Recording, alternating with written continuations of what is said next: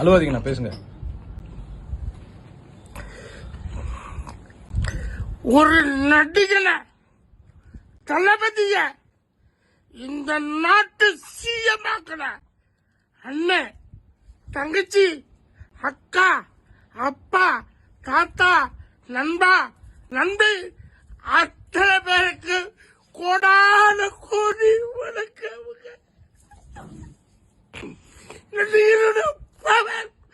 தெரியணும்.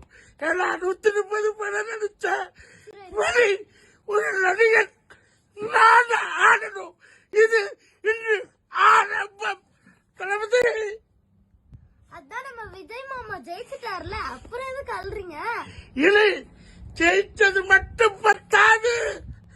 மக்கள், நம்முடைய மக்கள் ஒவ்வொருவரும் காப்பாற்றப்படுவார்கள்.